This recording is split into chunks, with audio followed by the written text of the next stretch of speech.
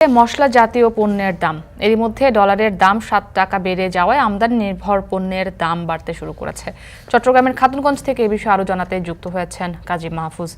মাহফুজ, ডলারের দাম বাড়ে আমদানি নির্ভর কোন কোন পণ্যের দাম কতটা বাড়তে পারে জানাবেন, সেই হিসেব কি আসলে রয়েছে কিনা, এবং যে অভিযান চলছে সে অভিযানে আসলে কি অবস্থা, কি পরিস্থিতি দেখছেন সেখানে?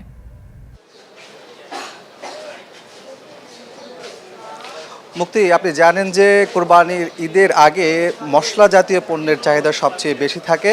এবারও আমরা দেখতে পাচ্ছি ঈদের আগে এখনও ঈদের বাকি এক মাসের চেয়ে একটু বেশি আছে, কিন্তু এই পণ্যের চাহিদা বাড়তে শুরু করেছে। অনেকে এক মাস আগেই পণ্য কিনে নেন, যেহেতু কোরবান আস্তে আস্তে দাম বেড়ে যায়। তো এখানে সেই দৃশ্যগুলো আমরা দেখতে পাচ্ছি। যারা কিনতে আসছেন তারা বলছেন যে আসলে দাম অস্বাভাবিক হারে বেড়ে গেছে। এর মধ্যে আপনি জানেন যে এক সপ্তাহ আগেই সরকারিভাবে ডলারের দাম 7 টাকা পর্যন্ত বাড়ানো হয়েছে।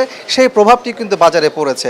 আমরা দেখতে পাচ্ছি এক মাস দেড় মাসের ব্যবধানে 2 দফায় কিন্তু এই চট্টগ্রামের খাতুনগঞ্জের বাজারে মশলা জাতীয় পণ্যের দাম বাড়তে শুরু করেছে। এর মধ্যে সবচেয়ে বেশি দাম বেড়েছে যে পণ্যটি, সেটি হচ্ছে এলাচ। এক সপ্তাহের ব্যবধানে 200 টাকা পর্যন্ত কেজিতে দাম বেড়েছে।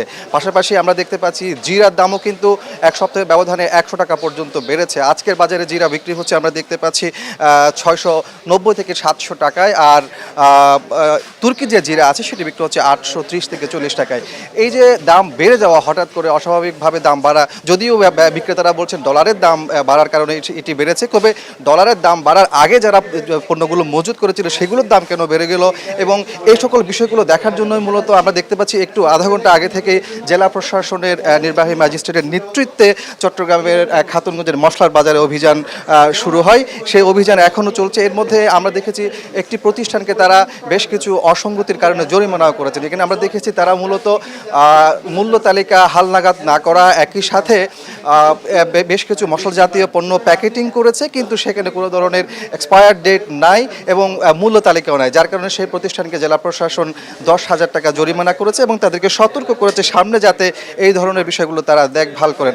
আপনাকে বলে রাখি যে এই যে কোরবানির ঈদের আগের যে মশলাগুলোর চাহিদা বেড়ে যায়, সেগুলো আসলে কিছু অসাধু ব্যবসায়ী আছেন যারা অতিরিক্ত দাম লাভের আশায় দাম বাড়িয়ে দেয়। সেই বিষয়গুলো এবারও যাতে করতে না পারে সেজন্য জেলা প্রশাসন আগে ভাগে, অর্থাৎ এক মাস আগে থেকে অভিযান শুরু করেছে এবং তারা আমাদেরকে জানিয়েছেন যে এই অভিযান চলমান থাকবে।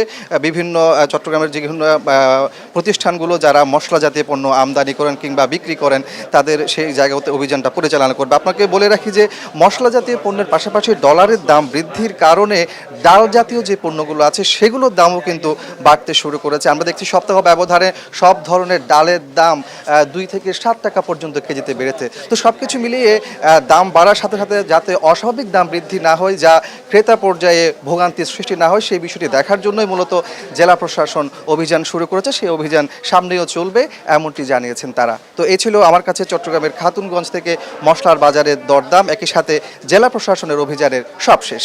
মুক্তি। চট্টগ্রামের খাতুনগঞ্জ থেকে যুক্ত ছিলেন কাজী মাহফুজ।